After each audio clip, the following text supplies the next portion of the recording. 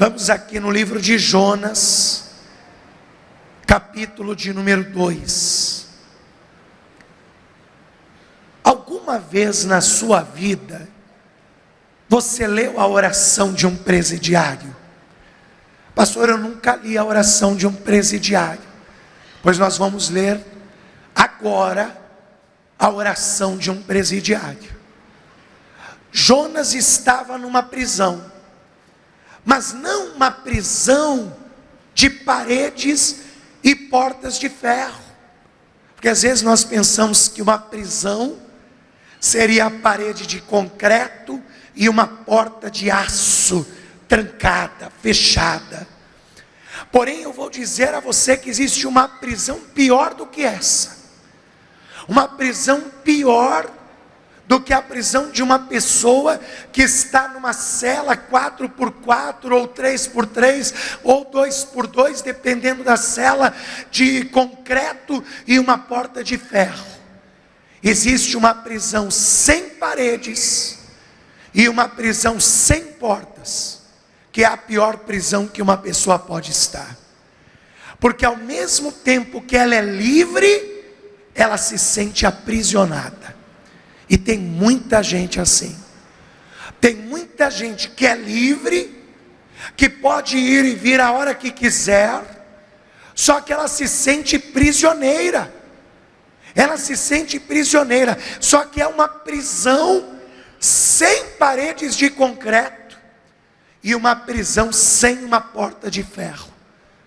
É a mesma prisão que estava Jonas. Pastor, Jonas estava dentro do ventre de um grande peixe, só que ele estava se sentindo numa prisão. Olha só a oração de Jonas, Jonas capítulo 2, versículo de número 5. Olha o que Jonas está dizendo: as águas me cercaram até a alma, o abismo me rodeou, e as algas se enrolaram na minha cabeça. Sabe quais eram as paredes da prisão de Jonas? O mar que cercava ele, as águas. Ele escutava lá de dentro daquele grande peixe, ele escutava o borbulhar das águas, e ele ficava assustado com o borbulhar das águas que ele ouvia. E ele está dizendo: as águas me cercaram, e me cercaram até a alma. Elas são como as paredes ao meu redor que me cercam. Eu desci até aos fundamentos dos montes, e os ferrolhos da terra correram-se sobre mim para sempre. Qual era a porta da prisão de Jonas? A terra. Ele começou a dizer: os ferrolhos da terra se fecharam sobre mim eternamente, se fecharam sobre mim. Estou aqui trancado nesta prisão sem paredes, nesta prisão sem porta. Estou aqui trancado, desci até o fundamento dos montes, mas tu, Senhor, livraste a minha vida da perdição, ó Senhor meu Deus. Eu não sei se você está numa prisão sem portas e sem paredes. Talvez você veio hoje aqui e você está se sentindo assim: pastor, eu estou me sentindo numa prisão sem portas e sem paredes. Eu me sinto prisioneiro. Eu me sinto prisioneiro. Eu me sinto, as paredes da minha prisão é a tristeza. As paredes da minha prisão é o ódio, a mágoa, é a depressão, é a síndrome do pânico. A porta que me tranca são os maus sentimentos, é a angústia, é a ansiedade. Ou talvez você conheça alguém que esteja nesta condição. Pastor, eu conheço uma pessoa aí próxima, que está numa prisão como Jonas, sem paredes e sem portas. Uma prisão que ela não consegue sair. Eu vou te dar a chave da cela hoje. Eu não, melhor, Deus vai te dar a chave dessa cela hoje. Porque a pessoa já tentou de tudo. Psicólogo, psiquiatra, antidepressivo, já tentou até a bebida para esquecer, já tentou até as drogas, já fez yoga, fez meditação, fez tanta coisa para ver se conseguia sair desta prisão, mas não conseguiu. Só que você vai aprender o que é a causa disso, para que você entenda qual é a chave da cela, para que você possa ajudar quem você conhece que está nessa situação, ou até mesmo para você sair desta condição. Jonas, ele está dizendo: Senhor, o mar me cercou até a minha alma, a terra, os ferrolhos da terra se tornaram sobre mim eternamente. Mas Jonas está dizendo aqui, ele diz: mas tu livraste a minha vida da perdição, ó Senhor meu Deus. Deus pode livrar o homem desta prisão. Deus tem poder para livrar o homem desta prisão. Você crê que esta é a palavra de Deus? Que Deus tem algo a ensinar a você nesta noite. Então desocupe as tuas mãos e vamos dar uma linda salva de palmas para o Senhor e para a sua palavra. Pai bendito, Deus amado e Deus todo-poderoso, envia a tua palavra com poder e autoridade, e que a tua palavra ela vá e produza o resultado para o qual está sendo mandada, em nome de Jesus. Assim seja. Digam todos: assim seja. Diga graças a Deus. Pode tomar o teu assento. Jonas está em uma prisão. Ele está dentro do ventre de um grande peixe, e não há saída desta prisão. Não há saída. Jonas escuta a água ao seu redor. Ele sente como se estivesse descendo ao abismo. É como se o peixe estivesse nadando para uma região profunda. Por isso que ele está dizendo: eu estou indo até as profundezas das montanhas. Jonas está com a sua alma triste, está com a sua alma angustiada. Ele não sabe a quem recorrer diante da prisão que ele se encontra. E aí ele diz: mas tu, Senhor, me livraste da morte. Tu, Senhor, tem o poder para me livrar desta condição. A primeira coisa que nós entendemos aqui, que só Deus e mais ninguém é que tem poder para tirar uma pessoa de uma prisão sem portas e sem paredes. Só Deus é que tem esse poder. Só Deus é que tem essa autoridade. Jonas está identificando isso. Só Deus é que tem esse poder. Mas para entendermos a prisão de Jonas e a prisão de muitas pessoas, esta prisão sem porta e sem paredes, nós temos que primeiro entender a causa desta prisão de Jonas. A causa, o culpado desta condição. Porque o ser humano, muitas vezes, ele se vê numa condição como essa, ele se vê aprisionado, ele se vê preso em uma prisão sem portas e sem paredes, e ele tenta buscar um culpado para esta situação. um culpado para a condição que ele se encontra.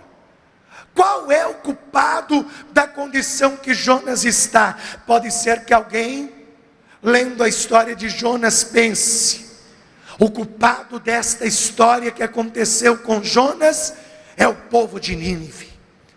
Porque Jonas foi impelido por Deus para pregar aos ninivitas. E alguém pode pensar: se Jonas não tivesse recebido esta missão, certamente ele não teria parado nesta prisão. Pastor, os ninivitas são os culpados pela prisão de Jonas. Ou quem sabe, alguém lendo o livro de Jonas diga: pastor, eu sei quem é o culpado da prisão de Jonas. O culpado desta prisão de Jonas é Deus.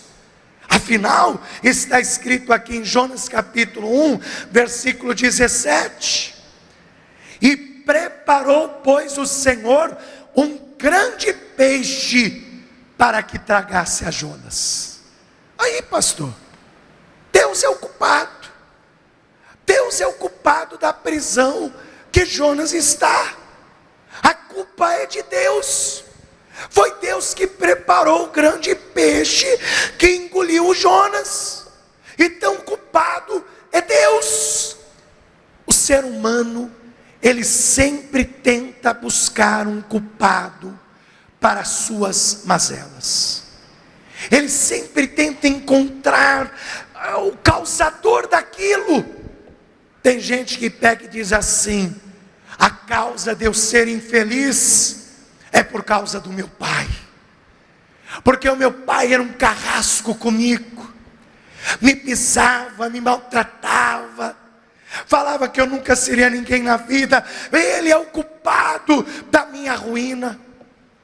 Outros olham e dizem: não, a minha mãe, pastor, a minha mãe, a culpa é dela, porque ela sempre me repreendia, ela sempre me corrigia, ela sempre dizia que eu estava errada, nunca foi próxima ou amiga. A culpa é da minha mãe, por eu ser uma pessoa assim, pastor. Outros dizem assim: a culpa, pastor, é da ingrata da minha esposa, porque aquela ingrata, eu faço tudo por ela e ela não faz nada por mim.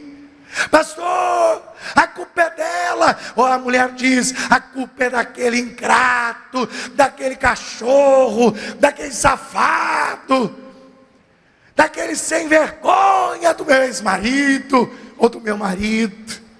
A culpa é dele, pastor. A culpa é dele.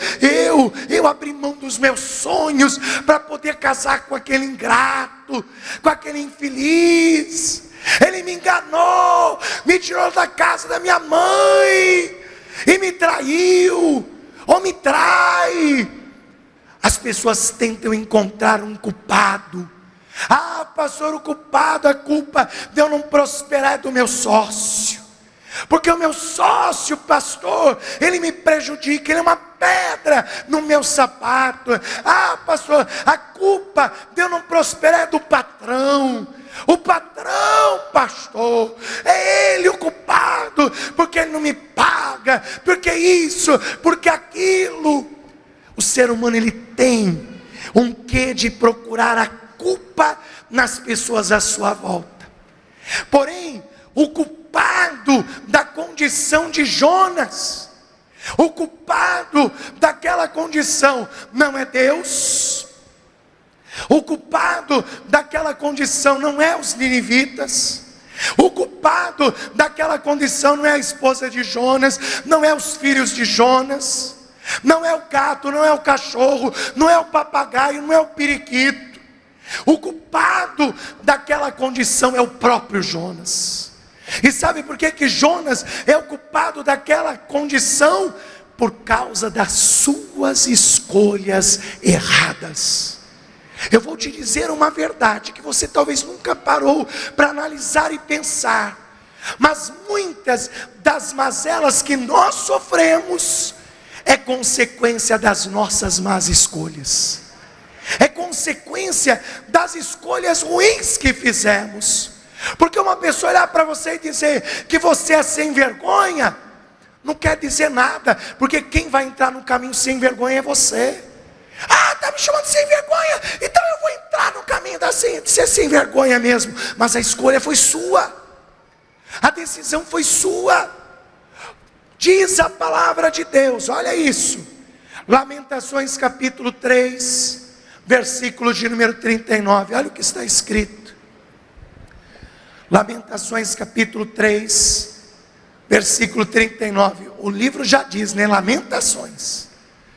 Aí o versículo diz assim: do que se queixa, pois, o homem vivente? Do que se lamenta o homem que está vivo? Do que o homem se lamenta? Lamenta cada um dos seus próprios pecados.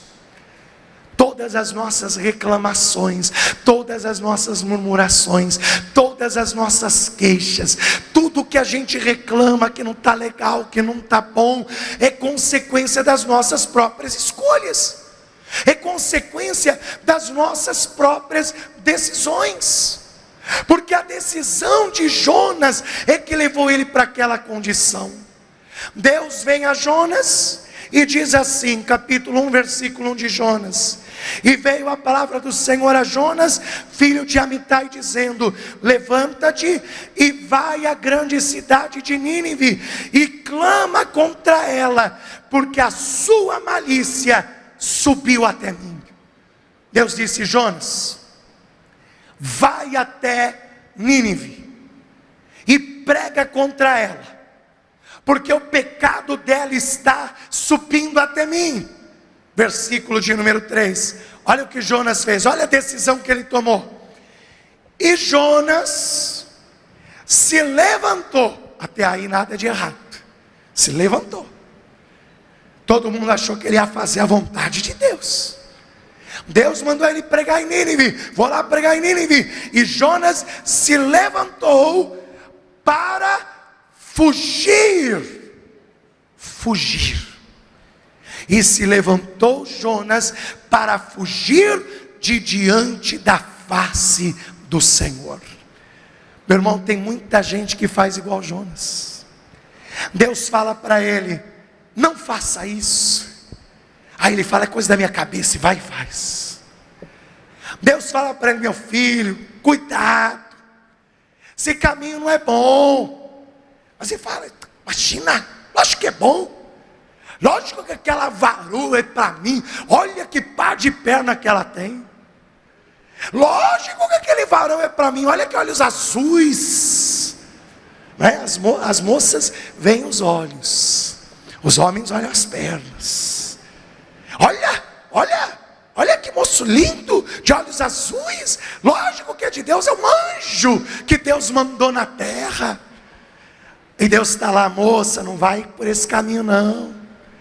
Moço, vigia. Mas ele não dá ouvido, ele faz como Jonas, ele foge da face do Senhor, porque ele acha que Deus está sendo enxerido, ele acha que Deus está sendo chato, ele acha que Deus está cobrando demais, ele acha que o caminho de Deus não é o melhor para ele. Meu irmão, a palavra de Deus, ela diz que há caminhos. Vê comigo, Provérbios capítulo 16, eu quero que você veja isso. Provérbios capítulo 16, versículo 25. Olha o que está escrito: há um caminho que parece direito ao homem. Prestou atenção que há um caminho. Há um caminho que parece direito ao homem, mas o seu fim são os caminhos da morte. Pastor, mas que caminho é esse que aos olhos dos homens parece correto? Sabe qual é o caminho? O caminho da desobediência. Tem gente que acha que o caminho da desobediência é bom. Vou me rebelar.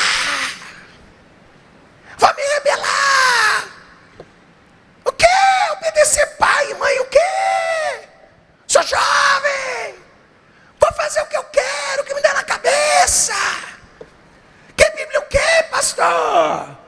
Que Deus o quê? A pessoa acha que o caminho da desobediência é bom. Ela acha que o caminho da desobediência vai produzir alguma coisa. Porém, a Bíblia deixa claro que há um caminho que aos olhos do homem parece reto, só que o seu fim é a morte. O seu fim é a morte. Sabe por quê? Porque a desobediência gera pecado, e o pecado, ele só tem um salário, que é o pecado da morte. O salário do pecado é a morte. Então quer dizer, a pessoa espera colher algo diferente, que não seja a morte do pecado. A pessoa acha que ela vai colher alguma coisa diferente do pecado que não seja a morte. Meu irmão, o pecado, ele arrebenta a vida do homem. A verdade é essa. Eu sei que tem gente que não gosta quando o pastor prega sobre isso. Tem gente que só quer ouvir glória a Deus e aleluia. Só que aí a pessoa não entende porque que a vida não está fluindo. Por que está tudo amarrado? Por que está tudo preso? Por que nada flui? Por que ela não sente a glória de Deus? Por que ela não prospera no seu caminho? Porque ela está entrando pelo caminho errado. Ela está indo pelo caminho da desobediência. Ela está entrando pelo caminho do pecado. E o salário do pecado é a morte. Mas pastor, Deus é misericordioso. Deus nunca me destruiria por causa do meu pecado. Realmente você está certo, Deus é misericordioso. Ele nunca destruiria você por causa do seu pecado, mas o seu pecado destrói você. Deus realmente nunca destruirá você por causa do seu pecado, porque Ele é tardio em irar-se e grande em amor. Mas o pecado não tem misericórdia. O pecado arrebenta com o pecador. O pecado acaba com o pecador. O pecado destrói casamentos. O pecado destrói com a vida financeira. O pecado destrói com a família. O pecado destrói com a convivência entre as pessoas. O pecado destrói tudo que ele põe a mão. Você não vai colher nada diferente no pecado, a não ser morte, a não ser destruição. Você vai ter lá 5 minutos de alegria, 5 minutos de descontração, 5 minutos de prazer, e depois só dor, sofrimento, angústia, agonia. Uma prisão sem paredes e uma prisão sem portas. E eu vou te dizer que tem muita gente até dentro da igreja se sentindo prisioneiro, prisioneiro do pecado. Pastor, mas o que eu tenho que fazer para sair dessa prisão? Pastor, o que eu faço? Qual é a chave que me faz sair dessa prisão? O que eu tenho que fazer? Você quer saber qual é a chave que vai tirar você dessa prisão? É a mesma chave que Jonas usou. Jonas pecou. Está lá no ventre do grande peixe. Ele primeiro reconhece que o erro era dele. Foi a minha desobediência que me trouxe aqui. Jonas, ele reconhece isso. Olha aqui, Jonas capítulo 2, versículo 5. Vamos ler de novo a parte da oração. As águas me cercaram até a alma, o abismo me rodeou, e as algas se enrolaram na minha cabeça. Eu desci até os fundamentos dos montes, os ferrolhos da terra correram-se sobre mim para sempre, mas tu livraste a minha vida da perdição, ó Senhor meu Deus. Quando desfalecia em mim a minha alma, eu me lembrei do Senhor, e entrou a ti a minha oração no templo da tua santidade. Agora olha o versículo seguinte. Os que observam as vaidades vãs deixam a sua própria misericórdia. Você sabe o que é essa frase aqui? É Jonas reconhecendo o seu pecado. Jonas pensou assim: Deus é Deus misericordioso, não quero ir lá pregar para esses ninivitas, um povo pecador. imundo, eu sou um homem santo, vou ir lá pregar para esse povo, quer saber, eu vou assumir. Deus é misericordioso, Ele manda outro pregador, manda outro ir lá. Quer dizer, aquele que se apega às vaidades vãs, esquece a misericórdia. Jonas está reconhecendo o seu erro, ele está reconhecendo a sua falha. Quer dizer, eu me apeguei à minha vaidade. Eu não sei se Jonas se achava tão santo ao ponto de se contaminar se ele fosse pregar para os ninivitas. Eu não sei se ele tinha um pré-julgamento sobre os ninivitas, e isso fez com que ele não quisesse ir pregar para os ninivitas. Mas ele está dizendo: eu me apeguei a uma vaidade vã, e por eu ter me apegado a esta vaidade vã, eu esqueci da misericórdia de Deus. Ele está confessando o seu pecado. Meu irmão, você quer hoje sair desta prisão? Quer hoje se ver livre, e para que todas as prisões se abram na sua vida?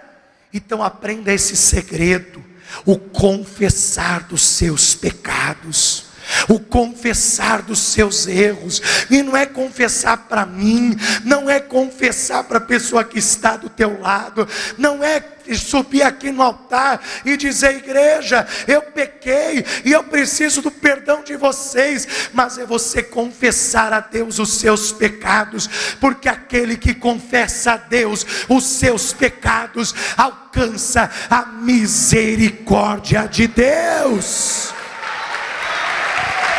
Você acha que não tem pessoa deprimida, depressiva, pessoas angustiadas, porque há pecados não confessados dentro dela, porque há pecados que ela não confessou, há pecados lá no íntimo, no profundo, que estão sendo uma prisão para a pessoa, uma prisão para ela. Jonas, ele está aqui reconhecendo o seu pecado. Sabe o que a palavra de Deus diz? Vê o que ela fala aqui, ó. A palavra de Deus diz, capítulo Salmo 51, versículo 4. Olha porque você tem que confessar a sua transgressão. Primeiro, que não importa qual seja o pecado, todo pecado é contra Deus. Não importa se é pecadinho, se é pecadão, se é pecado, é contra Deus. Porque o que é o pecado? É fazer o que é mal aos olhos de Deus, é fazer aquilo que não é certo diante dos olhos de Deus. Então, olha aqui o que diz Salmo 51, versículo 4. Contra ti somente pequei, e fiz o que é mal à tua vista. Porque às vezes o pecado não é mal à vista do homem, só que é mal à vista de Deus. Então veja, só contra ti que eu pequei, contra ti que eu pequei, contra o Senhor. Então não importa qual seja o pecado, todo pecado é contra Deus. Todo pecado é uma ofensa a Deus, seja pecadinho, pecadão, é pecado, está sendo contra Deus, porque eu transgredi, eu fiz o que é mal aos olhos do Senhor. Mas você prestou atenção que é uma confissão? É uma confissão. Senhor, eu pequei contra ti. Senhor, contra ti eu pequei. É uma confissão. Quando há confissão, olha o que acontece. O salmista se confessa a Deus, para que sejas justificado quando falares. Quer dizer, aquele que confessa a sua transgressão, ele é justificado quando ele fala. Ele é justificado quando ele fala, e puro quando julgares. Se eu confesso a Deus a minha falha, então a minha fala se torna pura diante de Deus, e aí Deus vai me julgar de uma forma mais branda, de uma forma mais leve, Só que se eu fico, não pastor, eu não tenho o que reconhecer que eu errei. Já pensou, Jonas, dentro do ventre do peixe, e ele batendo o pé e dizendo, eu não errei, por que Deus me mandou para cá? Deus, por quê? Ele ia morrer lá no ventre do peixe, ele ia continuar sentindo cada vez o peixe indo mais para fundo, porque está escrito na mesma palavra. Olha isso aqui, está escrito na própria palavra de Deus. A própria palavra em Provérbios capítulo 28, versículo 13 diz, está escrito, porque o que encobre as suas transgressões, nunca prosperará. Quem aqui quer prosperar no seu caminho? Você quer prosperar no teu caminho? Ficar encobertando as coisas não resolve nada, meu filho. Não vai resolver nada. Aquele que encobre as suas transgressões, nunca prosperará. Nunca. A pessoa não reconhece que está errada. Aquela pessoa orgulhosa que não reconhece que erra, que não dá o braço a torcer, que não reconhece para Deus as suas falhas, que não reconhece, esse nunca prosperará. Agora olha o contraponto. Mas os que as confessa e deixa, alcançará misericórdia. Mas os que as confessa e as deixa, alcançará misericórdia. Misericórdia. Quem aqui tem filho? Pastor, eu tenho filho. Quem aqui é filho? Então você vai entender o que eu vou te falar. Presta atenção nisso. Tem gente que não levantou a mão, não sei de onde que nasceu, né? Porque não é filho. Mas você vai entender de qualquer jeito. Eu tenho 3 em casa. Tenho 3 crianças. Aí eu comprei um pudim para mim. Pudim bem gostoso. Vocês gostam de pudim? Eu gosto de pudim. Você compra aquele pudim bem gostoso, você fala assim, eu vou comer mais tarde. Aí eu coloco o pudim na geladeira e eu vou trabalhar. Aí quando eu chego de noite, cadê o pudim que eu ia comer? Sumiu o pudim. Aí está o meu menino mais velho aqui, com a boca sujinha de doce de leite. Eu falo, foi ele que comeu. Foi ele que comeu. Só que eu sou pai. E pai, eu vou te falar, viu? Eu não sabia que pai era assim até ser pai. Eu não sabia que visão é essa que pai tem, que pega a coisa. Só que mesmo ele sabendo qual é o filho que comeu, o pai fala assim, só muda de casa e endereço, mas é igualzinho. Quem comeu o meu pudim que estava na geladeira? Ele já sabe. Ele já sabe. Só que ele quer saber se o filho vai falar a verdade. Aí o filho pega e faz assim, ó. Não sei, pai. Tinha pudim aí? Tinha? Eu não vi. Pai fica, a gente fica, ele não quer falar. Aí se aperta mais um pouquinho, né? Aí você vai apertando. Se não falar, vai ficar sem videogame. Para ver se ele se toca e fala a verdade. Mas ele continua. Aí a gente aperta mais um pouquinho. Vai cortar a televisão. Não vai assistir mais TV. Aí vai apertando, a hora que ele sente que apertou. Fui eu, pai, que comi. Aí você dá um sabão nele.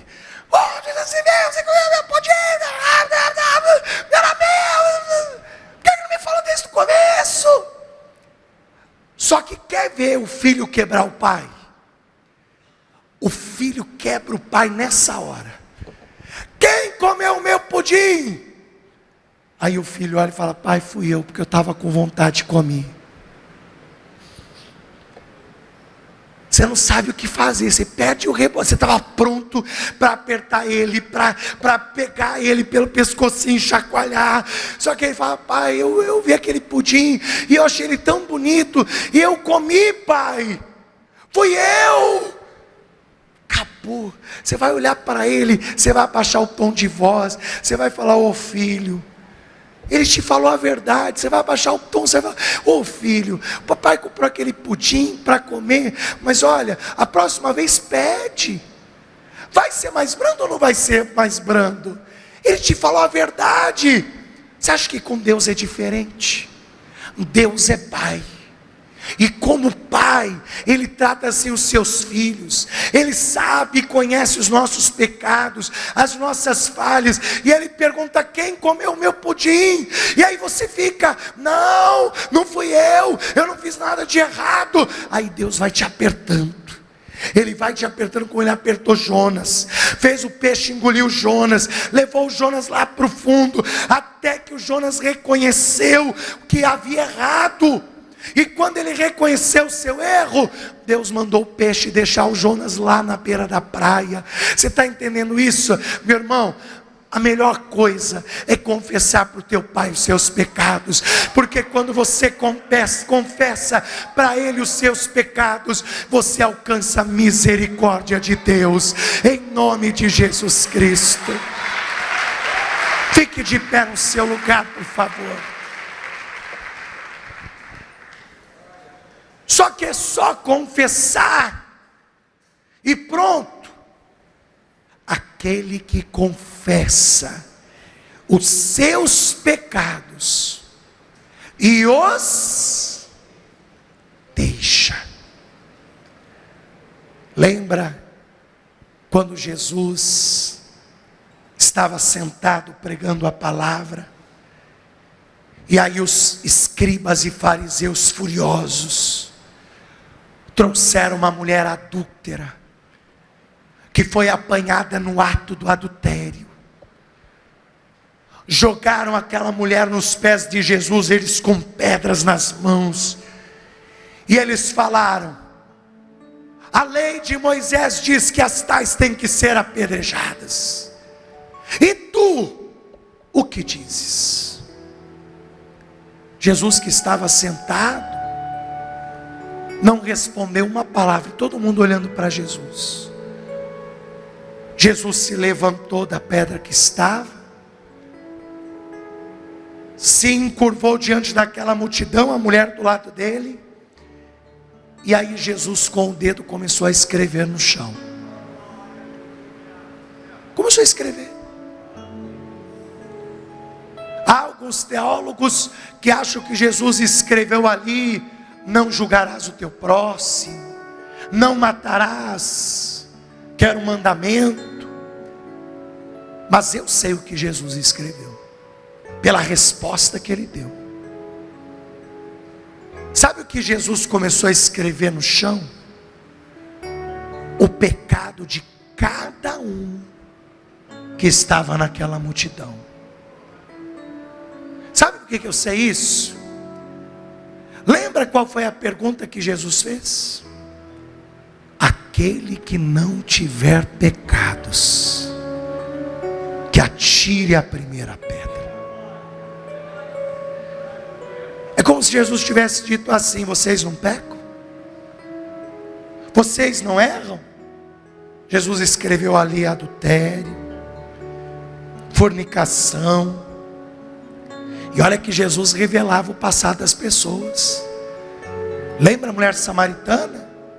Tu já tivesse 5 maridos, e o que você está agora não é teu marido. A mulher ficou: o senhor é profeta?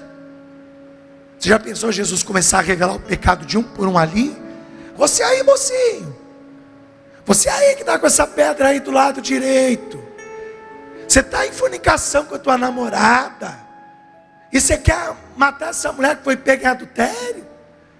E você, meu senhor, que está aqui, ali à esquerda, com uma pedra enorme na mão, o senhor está roubando o seu vizinho, está indo lá no campo dele, roubando a produção dele, e você está aqui querendo apedrejar ela. Já pensou Jesus começar a dizer pecado por pecado daquela multidão.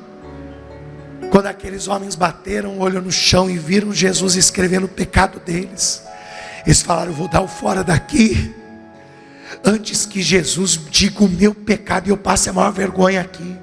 E um por um foi lançando a pedra e saíram. Só que teve um que não saiu. Quem não saiu dali? Jesus. Porque Jesus podia atracar a pedra naquela mulher. Jesus dizia: qual de vós pode me acusar de pecado? Qual de vós? Qual de vocês pode me acusar de pecado? Jesus dizia. Aí Jesus olhou para aquela mulher e disse: mulher, onde estão os teus acusadores? E ela, toda envergonhada, disse: Senhor, nenhum deles permaneceu aqui. Aí Jesus disse: nem eu te condeno. Ufa, pastor. Ai, que bom. Jesus não me condena? É, não te condena. Mas continua o versículo. Jesus não falou só para ela: mas eu também não te condeno. Jesus disse um mas vai. O que Jesus disse? Mas vai e não peques mais. Aquele que confessa a sua transgressão e a deixa, alcançará a misericórdia de Deus. Mulher, eu não te condeno. Homem, eu não te condeno. Mas vai e luta contra o teu pecado. Vai e luta contra essa vontade que te domina. Não seja uma presa tão fácil para a iniquidade, para o pecado. Luta. Não ceda à tentação sem lutar primeiro. Jesus disse isso: vai, não peques mais. Confessa a Deus o teu pecado, e Ele vai perdoar você. Você vai sair daqui hoje com a tua consciência limpa. Eu estou te dando a chave da prisão. O confessar o pecado é a chave. Confessa a Deus o teu pecado e a cela vai abrir. Mas vai e não peques mais. Luta contra o pecado. Pastor, mas esse é o problema, não pecar mais. Confessar é fácil, pastor. Eu confesso para Deus o meu pecado hoje. Mas o problema é não pecar mais. Sabe como você vai conseguir não pecar mais? Como que sua força vai aumentando até o ponto que o pecado não tenha mais poder sobre a sua vida? Sabe como? Confessa Jesus como o Senhor da tua vida. Confessa a Cristo como teu Salvador. E Ele vai te dar força para vencer o pecado. Confessa Jesus como teu Salvador. Confessa o teu pecado para Deus e confessa Jesus como teu Salvador, e Ele vai te dar força para resistir. Ele vai te dar força para dizer não ao tentador. Pastor, eu quero entregar a minha vida a Cristo. Pastor, eu entendi, pastor, eu entendi. Eu quero hoje confessar a Deus os meus pecados, mas não só confessar a Deus os meus pecados, mas confessar a Jesus como meu Senhor e como meu Salvador. Você que nesta noite quer confessar Jesus como teu Senhor e Salvador, para ter forças para resistir à tentação e assim vencer o pecado, levante a sua mão direita aos céus.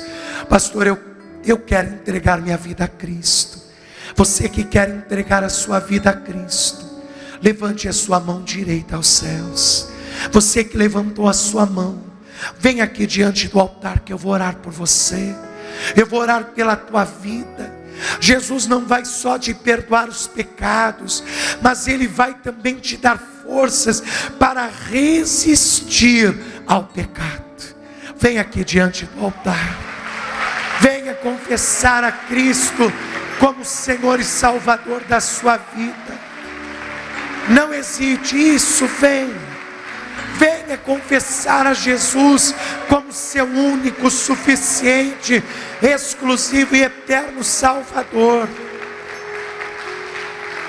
Pastor, eu já confessei a Cristo, mas eu acabei me desviando, eu acabei me afastando, pastor, exatamente como o Senhor disse, o pecado foi me seduzindo, e quando eu me dei conta, eu já estava fora da presença de Deus. Pastor, será que tem jeito para mim? Se até para a morte tem jeito, quanto mais para você. Basta você se reconciliar com Jesus.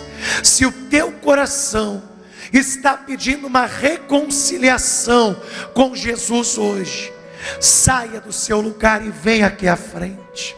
Venha aqui diante do altar, se reconciliar com Cristo, se reconciliar com Jesus nesta noite. Se há alguém aqui no nosso meio que está afastado, afastada, desviado, desviada, e quer se reconciliar com Cristo, vem aqui diante do altar, que eu vou orar por você. Pastor, eu já estou na igreja. Você que já está na igreja, eu vou falar uma coisa que eu sei que está acontecendo com você. Você tem sido tentado. E eu vou te dizer, não é pecado ser tentado. O pecado é ceder à tentação. Até Jesus foi tentado, sabia disso? A Bíblia diz que Jesus foi tentado em tudo, mas Jesus jamais cedeu à tentação. Às vezes, o pecado que 24 horas por dia nos rodeia, e essa é a verdade, porque o pecado está 24 horas tentando nos tragar, tentando nos fazer cair. Então, se você tem sido afrontada, se o pecado tem tentado te derrubar, e você quer que eu ore pela sua vida, para que Deus renove as suas forças, para que você não ceda à tentação. Pastor, ora por mim, para mim não ceder a nenhuma tentação, para eu não ceder a nenhuma espécie de tentação. A gente é tentado a xingar, a gente é tentado a praguejar, a gente é tentado. Às vezes a pessoa acha que quando fala de tentação é só pecado da carne, mas não. Às vezes a gente é tentado até a dar uma bifa em uma pessoa, é verdade. Às vezes você está no trânsito e alguém faz uma barbeiragem, e aí quer discutir com você, e aí já vem a velha criatura, não é? Querendo mostrar as garrinhas. A gente é tentado constantemente. Pastor, ora por mim, porque eu não quero ceder à tentação. Vem aqui diante do altar que eu vou orar por você, porque em tudo nós somos tentados. A gente é tentado em tudo, mas a gente não pode ceder à tentação. A gente não pode ceder. A gente não pode. Você é um cristão. Sabe o que significa cristão? Semelhante a Cristo. Jesus, ele disse assim: se alguém te ferir na face, numa face, oferece a outra. Então, para você conseguir oferecer a outra, você não pode ceder à tentação. Você não pode. A tentação de revidar, a tentação de mostrar os dentes para a pessoa. Você tem que ser sereno para vencer o pecado. A igreja estenda as mãos em direção destas vidas. Se você puder, dobre o teu joelho comigo. Você que está assistindo esta mensagem, você que está ouvindo pelo rádio, faça como estas vidas que estão aqui, entregue a sua vida a Cristo. Se você se afastou, se reconcilie com Jesus agora. Se você já está na igreja, mas tem sofrido a afronta da tentação, ore conosco. Peça para que Deus te dê forças para vencer a tentação. Jesus foi tentado em tudo, mas Ele nunca cedeu à tentação. Vamos orar, igreja. Você que está entregando a sua vida a Cristo, e você que já está na presença de Deus, e quer vencer toda espécie de tentação, ore assim comigo: meu Deus e meu Pai, neste momento, eu me coloco na Tua presença, para pedir que o Senhor escreva agora o meu nome no livro da vida, e me fortaleça para caminhar contigo todos os dias da minha vida. Não me deixe cair em tentação, mas livra-me de todo mal. Senhor, me dê forças para resistir ao tentador, em nome de Jesus. Deixa eu orar por você agora. Pai bendito e Deus todo-poderoso, quero orar tanto por estas vidas que estão aqui comigo, na Paz e Vida, como também por estas vidas que estão assistindo esta mensagem pelo YouTube, ou até ganharam esta mensagem de presente, ou até mesmo estão ouvindo esta pregação pelo rádio, como também por estas vidas que aqui estão, que estão recebendo a Cristo como Senhor e Salvador de suas vidas.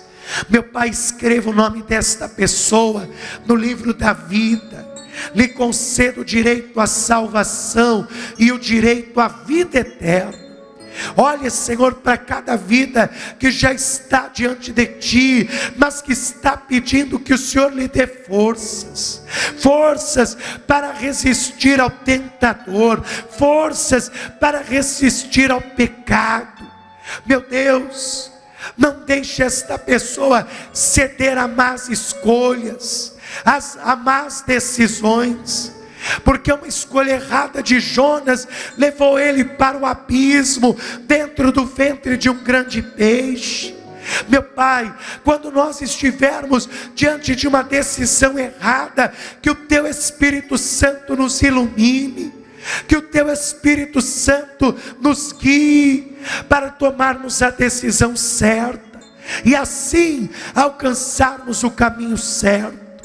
Sê com este Teu filho, sê com esta Tua filha, em nome de Jesus, que assim seja feito, em nome de Jesus, amém, e graças a Deus.